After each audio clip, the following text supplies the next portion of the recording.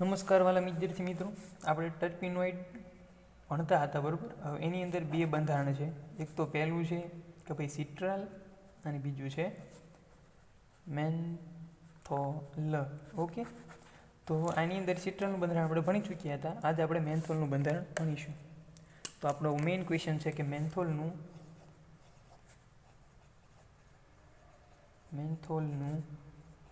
બંધારણ સાબિત કરો. બરાબર, આપણો મેઇન ક્વેશ્ચન છે. તો સૌથી પહેલાં આપણે મેન્થોલના બંધારણને સાબિત કરવું હોય તો તેના બંધારણથી આપણે પરિચિત હોવા જોઈએ. તો મેન્થોલનું બંધારણ આવી રીતે છે. બરાબર, આ થઈ ગયું મેન્થોલ. બરાબર, હવે સિટ્રાલનું બંધારણ કઈ રીતે હતું? સિટ્રાલનું બંધારણ આવી રીતે હતું.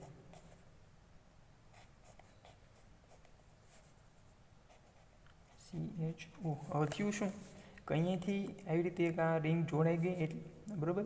હવે અહીંયા આલ્ડીહાઇડ સમૂહ હતો, અહીંયા અત્યારે કયો સમૂહ આવી ગયો છે? આલ્કોહોલ સમૂહ આવી ગયો છે. અને બાકીનું આ સ્ટ્રક્ચર એમના. બરાબર, તો આ હતો બંને વચ્ચેનું તફાવત. આ છે સિટ્રાલ અને આ છે મેન્થોલ. હવે આ મેન્થોલના બંધારણ ઉપરથી આપણે અમુક મુદ્દા ગોતશું. ભાઈ આગળ આપણે બંધારણ સાબિત કરવું છે તો કેટલા મુદ્દા આમાંથી મને મળશે? તો સૌથી પહેલી વાત એક અણુસૂત્ર મળશે. બરાબર, પછી આની અંદર એક OH સમૂહ દેખાય છે કે આલ્કોહોલીય ગ્રુપ. બરાબર છે. હવે આગળ એક અહીંયા ચક્ર દેખાય છે આખું. બરાબર, તો એક ચક્રની હાજરી. બરાબર, હવે આપણે આ બંધારણ આવું આપણે દોર્યું છે. બરાબર, તો સાથે સાથે કાર્બન માળખું પણ આનું દર્શાવવું પડશે. તો કે મેન્થોલનું કાર્બન માળખું. બરાબર, તો આવી રીતના આના મુદ્દા છે. હવે આપણે આખું બંધારણ સાબિત કરતા હોય તો આપણે સૌપ્રથમ મુદ્દો મૂકતા હતા કે ભાઈ મેન્થોલનું બંધારણ સાબિત કરતા વૈશ્લેષિક પુરાવાઓ. બરાબર, તો એ મુદ્દો આપણે ફરીથી અહીંયા બાંધીશું. મેઇન હેડિંગ આપણું કે ભાઈ મેન્થોલનું બંધારણ સાબિત કરતા વૈશ્લેષિક પુરાવા. બરાબર, હવે આ જ બંધારણને જસ્ટિફાઈ કરવા માટે આગળ આપણે આનું આ જ સેન્ટેન્સ નીચે લખીશું કે ભાઈ મેન્થોલનું બંધારણ સાબિત કરતા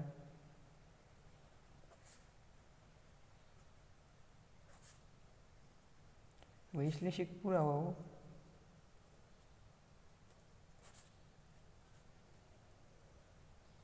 નીચે મુજબ છે. બરાબર, હવે સૌથી પહેલી વાત તો એ કે બધાય બંધારણમાં આપણે સાબિત કરતા હતા તે પ્રમાણે કે અણુસૂત્ર આપણે સૌથી પહેલાં લખશું. તો મુદ્દો અહીં આપણે બાંધીશું અણુસૂત્રનો કે ભાઈ એક કરીને અણુસૂત્ર. બરાબર, તો અણુસૂત્રનું આપણે અહીંયા શું સેન્ટેન્સ મૂકતા હતા કે ભાઈ મેન્થોલ છે, મેન્થોલનું ગુણાત્મક અને ભારાત્મક પૃથ્થકરણના આધારે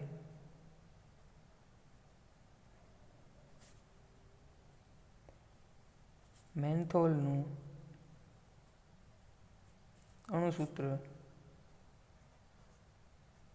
નીચે મુજબ છે. બરાબર, તો આની આ બંધારણની અંદર આપણને કેટલા તત્વો દેખાય છે? સૌથી પહેલી વાત તો એક આપણને કાર્બન દેખાય છે. બરાબર, પછી હાઇડ્રોજન અને પછી ઓક્સિજન. તો આપણે અહીંયા બંધારણ ઉપરથી જ આપણે તેના કાર્બન, હાઇડ્રોજન અને ઓક્સિજનની સંખ્યા ગણશું. તો આ બંધારણને હું અહીં નીચે ફરીથી લખું છું.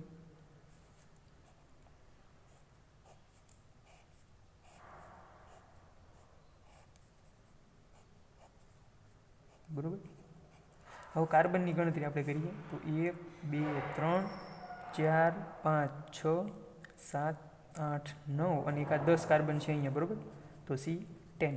હવે ઓક્સિજન, તો ઓક્સિજન અહીંયા એક જ છે એટલે એક ઓક્સિજન. હવે હાઇડ્રોજનની ગણતરી કરીએ તો સૌથી પહેલાં શાખામાં જેટલા બહારની સાઈડ જેટલા હાઇડ્રોજન છે તેની આપણે ગણતરી કરશું.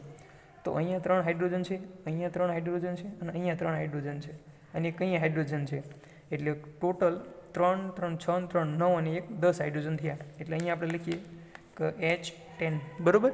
હવે અંદરના હાઇડ્રોજન આપણે ગણશું.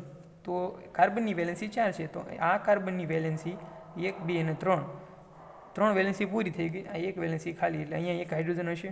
તે જ પ્રમાણે અહીંયા એક હાઇડ્રોજન હશે, 2 હાઇડ્રોજન હશે. અહીંયા 1, 2 અને 3 અહીંયા એક હાઇડ્રોજન હશે.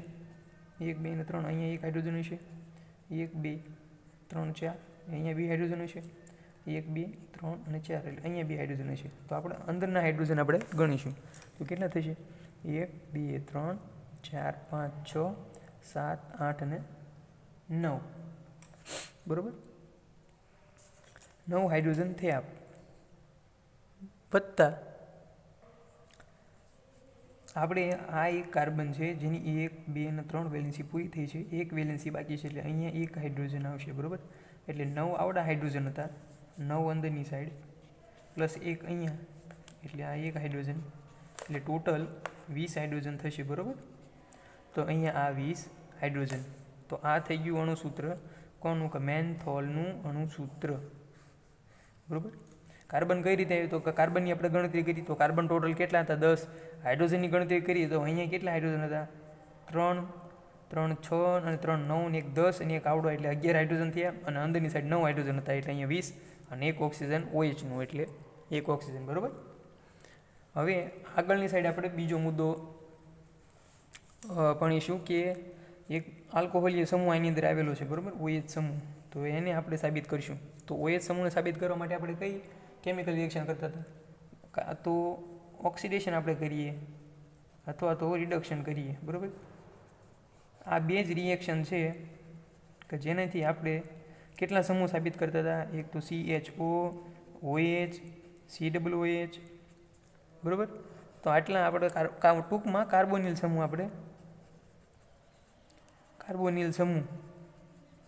સમૂહની હાજરી ઓક્સિડેશન અને રિડક્શન દ્વારા આપણે કરતા હતા. બરાબર. તો આગળનો આપણે મુદ્દો મૂકીશું કે ઓક્સિડેશન પણ કોનું? OH સમૂહનું. બરાબર. હવે અહીંયા આવશે આપણો બીજો મુદ્દો કે કાર્બોનિલ સમૂહની હાજરી. કાર્બોનિલ સમૂહ કઈ રીતે હોય? આપણે આ જે બંધારણ હતું આવી રીતે. બરાબર. એની અંદર થયું હતું શું કે ભાઈ અહીંયા કાર્બન છે તેની સાથે OH મોલિક્યુલ જોડાયેલો હતો, એટલે આ કેવો સમૂહ થઈ ગયો? કાર્બોનિલ સમૂહ. તો આપણે અહીં લખીશું મુદ્દા નંબર 2 કે કાર્બોનિલ સમૂહનું હાજરી. બરાબર. કાર્બોનિલ સમૂહની હાજરી. બરાબર. તો હવે આપણે અહીંયા આ મુદ્દો બાંધ્યો. તો એનું આપણે કેમિકલ રિએક્શન કઈ રીતની આવશે? કે સૌથી પહેલાં તો કેમિકલ રિએક્શન સમજીએ કે ભાઈ અણુસૂત્ર આવી રીતે હતું કે C10H20O. બરાબર. હવે આને થોડુંક હું સરળ રીતે લખું જેનાથી અમારે કેમિકલ રિએક્શન કરવામાં ભૂલ ના પડે. એટલે અહીંયાથી આ અણુસૂત્રમાંથી COH મોલિક્યુલ હું બહાર કાઢી લઈશ. બરાબર. આ અણુસૂત્રમાંથી એટલે થશે શું? C9H19 C double bond OH. આ પણ મેન્થોલનું જ અણુસૂત્ર છે, પણ મેં થોડુંક સરળ રીતે લખ્યું છે. હવે આપણે અહીંયા ઓક્ઝાઇમવાળી કેમિકલ રિએક્શન કરીશું. NH2OH વાળી હાઇડ્રોક્સિલ એમાઇન.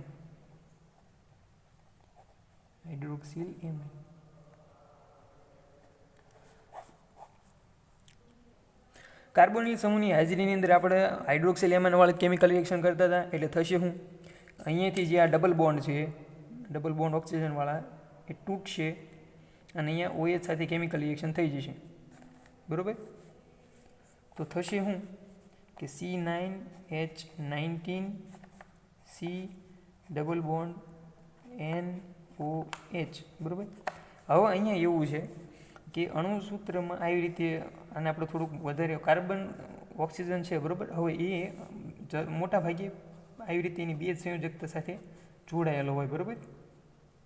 તો થાય શું? અહીંયા આ કેમિકલ રિએક્શન અથવા તો અણુસૂત્રમાં સ્ટેબલ કરવું હોય, આ અનસ્ટેબલ કેમિકલ રિએક્શન છે, પરંતુ આપણે કોન્ટેન્ટ વધારવા માટે આ કેમિકલ રિએક્શન એડ કરી છે. હવે અહીંયા થાય શું કે ઘણી વખત એવું બને કે ભાઈ આપણે જે ઓક્સિજન છે તે પોતાની વેલેન્સી સંપૂર્ણપણે પૂરી કરવા અથવા તો અષ્ટક પૂર્ણ કરવા માટે થઈને તે ઘણી વખત એવું બને કે ભાઈ ડબલ બોન્ડ કાર્બન સાથે બનાવે તો હાઇડ્રોજન સાથે આવી રીતે કાર્બન છે તો અહીંયા આવી રીતે આમ ડબલ બોન્ડ બનાવશે, બરાબર. તો ઓક્સિજન સાથેનો જે સહસંયોજક બંધ છે તે નિર્બળ બનાવી નાખશે, બરાબર. આવી રીતે ઘણી વખત એવું બને કે ભાઈ કાર્બન સાથે તે સિંગલ બોન્ડ બનાવશે, આવી રીતે ઓક્સિજન સાથેનો જે આ જે બંધ હતો કાર્બન અને ઓક્સિજનને તૂટી જશે. અહીંયા હાઇડ્રોજન સાથે સહસંયોજક બંધ સ્ટ્રોંગ બનાવશે. ઓક્સિજનની 2 સંયોજકતા પૂરી થઈ ગઈ, પરંતુ કાર્બનની 1 સંયોજકતા ઘટી. તો અહીંયા 2 ઇલેક્ટ્રોન્સ આવી અને આ નેગેટિવ ચાર્જ લઈ લે, આ પોઝિટિવ ચાર્જ લઈ લે, અથવા તો આ પોઝિટિવ ચાર્જ લઈ લે, આ નેગેટિવ ચાર્જ લઈ લે. એવી રીતે આની અંદર શું કહેવાય કે સ્થિતિ સહસંયોજક બંધની અથવા તો બંધોની સ્થિતિ આવી રીતે જોવા મળે છે. આ કેમિકલ રિએક્શન તમે નો ડાઉટ લખી શકો તમારા ક્વેશ્ચનના આન્સરમાં, પરંતુ ઇશ્યુ એવો ઊભો થાય કે ભાઈ અહીંયા કેમ ડબલ બોન્ડ છે અને અહીંયા ઓક્સિજનની મોટાભાગે બે તત્વો સાથે જોડાયેલો હોય, કાં તો કાર્બન સાથે જોડાય અથવા તો હાઇડ્રોજન સાથે જોડાય, બરાબર. તો તે ક્વેશ્ચનનો આન્સર છે કે ઘણી વખત એવું બને કે ઓક્સિજન છે તે પોતે અથવા પોઝિટિવ ચાર્જ અથવા તો નેગેટિવ ચાર્જ ધરાવી અને ડબલ બોન્ડ આવી રીતે બનાવી શકે. તો આ થઈ ગઈ ઓક્ઝાઇમવાળી કેમિકલ રિએક્શન, બરાબર. તો આ બન્યું અહીંયા ઓક્ઝાઇમ, બરાબર. હવે આ કેમિકલ રિએક્શન આપણે સમજાવીશું અહીંયા નીચે કે ભાઈ મેન્થોલ છે, મેન્થોલનું હાઇડ્રોક્સિલ એમાઇન સાથે પ્રક્રિયા કરતાં શું બને છે? ઓક્ઝાઇમ બને છે. ઓક્ઝાઇમ બને છે.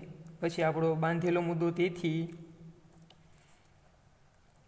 કાર્બોનિલ સમૂહ મેન્થોલના બંધારણમાં હાજર હોવો જોઈએ, બરાબર. હવે આપણે આગળનો મુદ્દા નંબર 3 લખશું, પરંતુ મુદ્દા નંબર 3ની અંદર આપણે કાર્બોનિલ સમૂહ અહીંયા આપણે વાત કરી. કાર્બોનિલ સમૂહ કેટલા હોય? COOH હોઈ શકે, OH હોઈ શકે, CHO આલ્ડીહાઇડ પણ હોઈ શકે. પણ અહીંયા આપણે OH સમૂહની કેમિકલ રિએક્શન કરીશું એટલે થશે શું કે ભાઈ દ્વિતીયક આલ્કોહોલ સમૂહની હાજરી, બરાબર.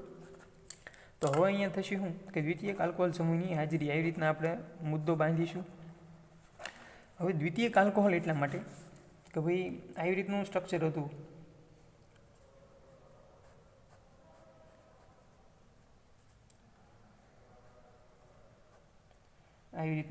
હતું, બરાબર. કોનું? મેન્થોલનું, બરાબર. થયું શું? અહીંયા કાર્બનની 4 વેલેન્સી હતી, તેમાંથી 1, 2 અને 3 વેલેન્સી પૂરી થઈ ગઈ. અહીંયા 1 વેલેન્સી હાઇડ્રોજને પૂરી કરી, એટલા માટે થઈને આ થયો દ્વિતીયક કાર્બન, એટલે અહીં દ્વિતીયક અને અહીં આલ્કોહોલ, આ OH મોલિક્યુલ છે એટલા માટે થઈને આલ્કોહોલ, બરાબર. તો દ્વિતીયક આલ્કોહોલ છે, તો હવે અહીંયા કરશું શું આપણે કે C10H20O છે, બરાબર. એની આપણે ઓક્સિડેશન કરીએ. આગળ વાત કર્યા મુજબ ઓક્સિડેશન અથવા તો રિડક્શન આપણે કરવાના હતા, તો આપણે અહીંયા ઓક્સિડેશન કરીશું, બરાબર. તો થશે શું કે ભાઈ C10H18O મેન્થેનોન મળશે, બરાબર. મેન્થેનોન. હવે કઈ રીતે મળશે? ભાઈ આવું આ બંધારણ છે. હવે એની આપણે ઓક્સિડેશન કેમિકલ રિએક્શન કરીએ તો થશે શું? આખું બંધારણ એમ નામ જ રહેશે, આ કાર્બન આવી રીતે, બરાબર. આ કાર્બનની વાત કરી છે અહીંયા. હવે અહીંયા C ડબલ બોન્ડ O થઈ જશે. ટોટલ આપણી પાસે હાઇડ્રોજન અહીંયા કેટલા હતા? 20 હતા, એમાંથી 18 થયા, એટલે 2 હાઇડ્રોજનનો તૂટો પડ્યો. એટલે હાઇડ્રોજન કયા દૂર થયા? એક તો OH વાળો હાઇડ્રોજન દૂર થઈ ગયો અને એક અહીંયા કાર્બન વાળો હાઇડ્રોજન દૂર થઈ ગયો. હવે આ કાર્બનની એક વેલેન્સી ખાલી પડી અહીંયા, તો એણે શું કર્યું? ઓક્સિજન સાથે દ્વિબંધ બનાવી નાખ્યા, એટલે ઓક્સિજનની વેલેન્સી પૂરી થઈ ગઈ, કાર્બનની વેલેન્સી પૂરી થઈ ગઈ. એટલે આ કીટોન સમૂહ અહીંયા આવ્યો, બરાબર. કીટોન સમૂહ, આલ્કોહોલમાંથી કીટોન. આપણે સિમ્પલ કેમિકલ રિએક્શન કરીએ તો આલ્કોહોલ હોય એનું આપણે ઓક્સિડેશન કરીએ તો શું થાય? કીટોન બને, બરાબર, અથવા તો એસિડ બને, બરાબર, અથવા તો તેનું રિડક્શન કરીએ, બરાબર. તો ઘણી વખત CH2 એવી રીતના મોલિક્યુલ મળે, બરાબર. તો આપણે અહીંયા આ કેમિકલ રિએક્શનને ધ્યાનમાં રાખીએ કે ભાઈ આલ્કોહોલ છે તેનું ઓક્સિડેશન કરીએ ત્યારે કીટોન મળે છે અથવા તો એસિડ મળે છે, તો આપણને અહીંયા કીટોન મળ્યો છે, બરાબર. એટલે હવે આ સ્ટ્રક્ચર થઈ ગયું મેન્થેનોનનું, બરાબર. મેન્થેનોન થયું શું કે ભાઈ જે OH મોલિક્યુલ હતો, OH મોલિક્યુલ એ કાર્બન સાથે આવી રીતે જોડાયેલો હતો, બરાબર. એનું કેમિકલ રિએક્શન થાય ને ઓક્સિડેશન, એટલે આ એક હાઇડ્રોજન અને આ હાઇડ્રોજન દૂર થઈ ગયા અને C ડબલ બોન્ડ O થઈ ગયું, બરાબર. હવે આ કેમિકલ રિએક્શન છે તેને આપણે આગળ સમજાવીશું કે મેન્થેનોલનું ઓક્સિડેશન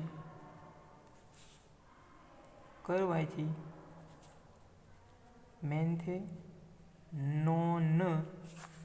મળે છે, બરાબર.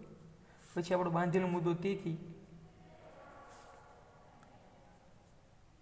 મેન્થેનોલના બંધારણમાં એક દ્વિતીયક આલ્કોહોલીય સમૂહ હાજર હોવો જોઈએ, બરોબર છે. હવે આપણે આગળનો મુદ્દો જોઈશું. તો આગળનો મુદ્દો કેવો આવશે કે ભાઈ આખું જે સ્ટ્રક્ચર છે એની અંદર આપણને અહીંયા એક ચક્ર જોવા મળે છે, બરાબર. પરંતુ સિટ્રાલનું બંધારણ કયું હતું? ખુલ્લું હતું. એની અંદર આવી રીતે બંધ નથી જોવા. આવી રીતે અહીંયા જો આ જોડાઈ જાત તો આ એક ચક્ર થઈ જશે, પણ અહીંયા એક આ શું કહેવાય કે એક બોન્ડ થઈ ગયો છે કાર્બન વચ્ચે, એટલે આ ચક્ર પૂર્ણ થઈ ગયું છે, બરાબર. બેન્ઝીન જેવું ચક્ર થઈ ગયું છે. એટલા માટે થઈને આપણે એક ચક્રની હાજરી એવો મુદ્દો મૂકીશું. તો કે આગળનો મુદ્દો આવશે મુદ્દા નંબર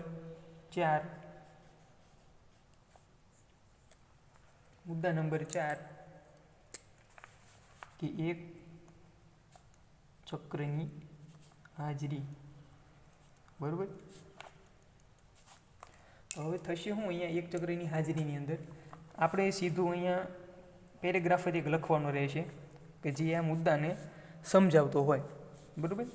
હવે એક ચક્ર હોય ને, એક ચક્રની હાજરી હોય ને ત્યારે અણુસૂત્ર આવી રીતે હોય CnH2n, બરાબર. તો આ થઈ ગયું તેનું સામાન્ય સૂત્ર, બરાબર. એક ચક્રની હાજરી હોય ને ત્યારે અણુસૂત્ર કેવું હોય કે Cn હોય અને H2n હોય, બરાબર. તો હવે અહીંયા આપણે અણુસૂત્ર મૂકીએ. મેન્થોલનું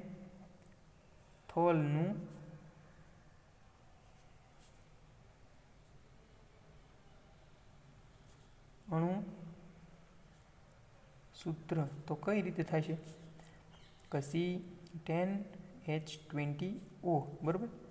હવે અહીંયા C10 છે એટલે અહીંયા Cn છે. હવે અહીંયા Hની સંખ્યા કેટલી છે? 2n જેટલી, બરાબર. તો હવે 2n એટલે 10 × 2 એટલે 20 થઈ ગયા, એટલે H20 અને અહીંયા ઓક્સિજન છે જ તે, બરાબર.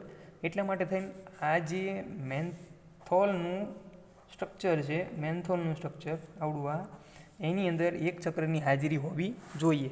તો આપણે જે આ મુદ્દો મૂક્યો ને એને આપણે અહીંયા આવી રીતે લખશું કે ભાઈ મેન્થોલના બંધારણમાં એક ચક્રની હાજરી નીચે મુજબ છે, બરાબર. એટલે હવે અહીંયા આપણે મૂકશું કે એક ચક્રની હાજરી દર્શાવતો સામાન્ય સૂત્ર CnH2n છે, બરાબર. ઉપરાંત મેન્થોલનું સામાન્ય સૂત્ર અથવા તો અણુસૂત્ર C10H20O છે, બરાબર. જેથી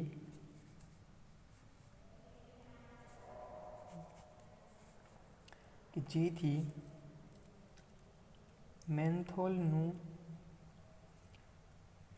અણુસૂત્ર અથવા તો સામાન્ય સૂત્ર એ એક ચક્રની હાજરી દર્શાવતા સામાન્ય સૂત્રની સાથે સરખાવતા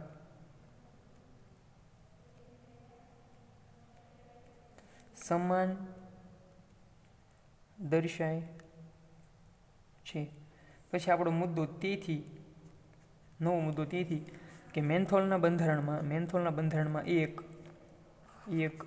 ચક્રની હાજરી હોવી જોઈએ, બરાબર. તો આ મુદ્દો આપણો અહીંયા મુદ્દા નંબર 4 પૂરો થયો.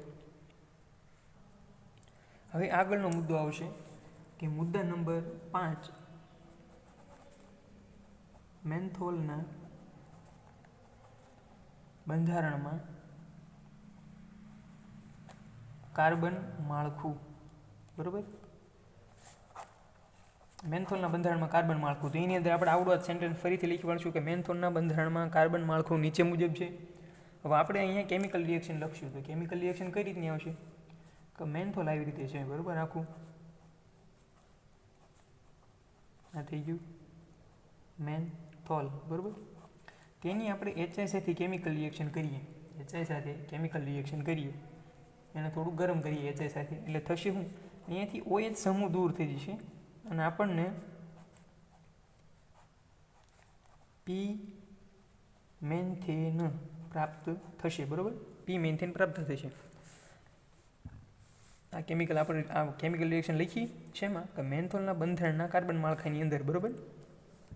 અહીંયા એક સેન્ટેન્સ લખ્યા, પછી સેન્ટેન્સ શું આવશે કે મેન્થોલના બંધારણમાં કાર્બન માળખું નીચે મુજબ છે. પછી આ કેમિકલ રિએક્શન સમજાવતા આપણે લખશું કે ભાઈ મેન્થોલ છે તેનું HI સાથે કેમિકલ રિએક્શન કરતાં P મેન્થેન પ્રાપ્ત થાય છે, બરાબર. તેથી મેન્થોલનું કાર્બન માળખું નીચે મુજબ હશે. તો કાર્બન માળખું આપણે આવી રીતે દર્શાવી દઈશું. તો આ થઈ ગયું કે મેન્થોલનું કાર્બન માળખું, બરાબર. તો કાર્બન માળખાનું કેમિકલ રિએક્શનનો પહેલો મુદ્દો આવી રીતનો હતો, બરાબર. હવે આપણે આગળનો મુદ્દો જોઈશું. તો આગળનો મુદ્દો કઈ રીતનો છે કે જે કાર્બન માળખું છે, હવે એની અંદર આપણે એક OH સમૂહ અહીંયા હાજર હતો. તો આ જે OH સમૂહ હાજર હતો તેનું સ્થાન નક્કી કરવા માટેનો આગળનો આપણે મુદ્દો બાંધીશું. તો આગળનો મુદ્દો કઈ રીતનો હશે કે મુદ્દા નંબર 6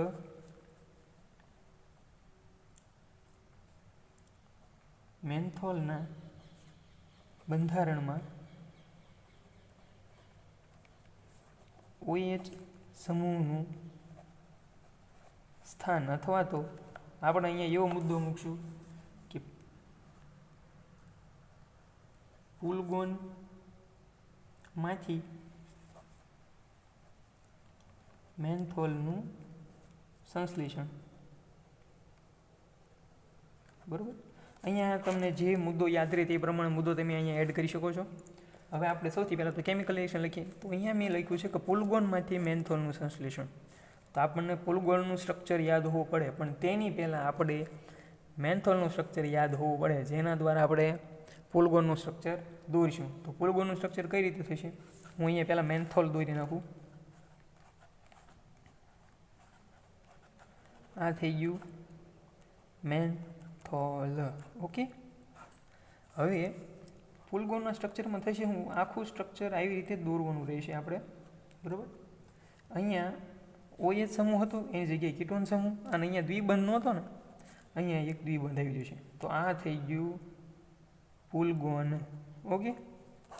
હવે તેની આપણે કેમિકલ રિએક્શન કરીએ. કેમિકલ રિએક્શન કરીએ તો કરવાનું શું, આપણે રિડક્શન. જો આપણે ઓક્સિડેશન કરીશું તો થશે શું કે અહીંયાથી દ્વિબંધ તૂટી અને એક અહીંયા OH મોલિક્યુલ જોડાઈ જશે, બરાબર. પણ આપણે અહીંયા મેન્થોલ મેળવવાનું છે, બરાબર. એના માટે થઈને આપણે અહીંયા રિડક્શન કર્યું. હવે કીટોન હોય એનું રિડક્શન કરતો શું મળે આપણને, આલ્કોહોલ મળે, બરાબર. કીટોનનું આપણે સામાન્ય કેમિકલ રિએક્શન છે કે કીટોનનું આપણે રિડક્શન કરીએ તો આપણને આલ્કોહોલ મળે, બરાબર. તો આપણે કર્યું શું કે ભાઈ અહીંયાથી જે દ્વિબંધ હતો કીટોનનો એ રિડક્શનના લીધે તૂટ્યો, બરાબર. એટલે ઓક્સિજનની વેલેન્સી ખાલી પડી, કાર્બનની વેલેન્સી ખાલી પડી. તો કાર્બનની વેલેન્સી પૂરી કરવા માટે થઈને હાઇડ્રોજન જોડાઈ ગયો અને ઓક્સિજનની વેલેન્સી પૂરી કરવા માટે થઈને હાઇડ્રોજન અહીંયા જોડાઈ ગયો, બરાબર. અને અહીંયા જે ડબલ બોન્ડ હતો, હવે આ કાર્બનની તૂટવાને લીધે આ કાર્બનની વેલેન્સી તૂટી, આ કાર્બનની પણ વેલેન્સી તૂટી. એટલે અહીંયા રિડક્શનના લીધે હાઇડ્રોજનનો મારો થયો અને અહીંયા કાર્બનની જે વેલેન્સી હતી એક્સ્ટ્રા વેલેન્સી પૂરી થઈ ગઈ અને અહીંયા સિંગલ બોન્ડ થઈ ગયો, બરાબર. તો આ થઈ ગયું મેન્થેનોલ, બરાબર.